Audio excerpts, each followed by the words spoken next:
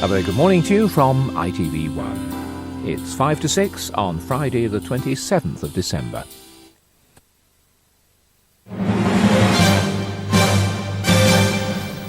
Good morning. Britain's facing a major economic test today, with millions of bargain hunters expected to head for the high streets for the winter sales. With disappointing figures before Christmas, stores are hoping for bumper trade. But with uncertainty over house prices and the possibility of war, are we seeing the start of an economic slump? Dan McLaren reports. Thousands of people will be out in force today looking for that all-important bargain as the winter sales well and truly get underway. Between now and the end of January, shoppers will spend some £12 billion on goods, and all retailers will be hoping to grab a share of that to help boost flagging profits. In the run-up to Christmas, sales were around 7% lower than last year, and many shops had to cut prices to encourage people through their doors. For many retailers, the Christmas period can account for more than a third of their sales for the entire year. The lacklustre spending's been blamed on an uncertain economic climate and the prospect of war with Iraq. Some analysts say that many people have curbed their spending, fearing a fall in house prices. However, a survey out today contrasts with that, showing that more than 50% of people expect house prices to increase greatly in the coming year.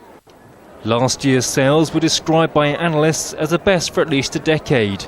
Retailers today will be firmly keeping their fingers crossed, hoping to repeat that this year. But there are concerns the retail boom may have finally run out of steam. Dan McLaren, ITV News. Well, the threat of war with Iraq is one factor which may dent consumer confidence today. America has been describing a bombing raid in southern Iraq as a self-defense measure. It says it was in response to the shooting down of an unmanned spy plane. Katie Yanarowski reports.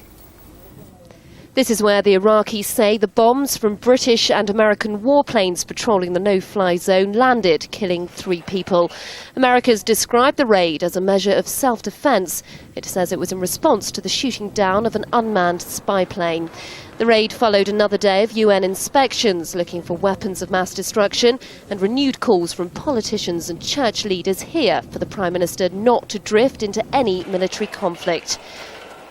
Tony Blair and his family are today relaxing on the first day of their post-Christmas holiday in Egypt. They flew into the country yesterday. The decision to spend a second winter holiday in Egypt will be seen as an effort to build bridges with moderate and Arab states ahead of a possible war in Iraq. In Baghdad, food rations appear to have been eased so ordinary people can build up stores at home. The Iraqis now say they are ready for war. A senior member of Saddam Hussein's government is warning that casualties would be heavy on both sides. We have taken measurements to defend our country, our land, and it will not be a picnic to Iraq. The Americans seem ready too, with the presence of their aircraft carrier, the USS Truman, in Marseille. It has prompted angry protests from anti-war campaigners.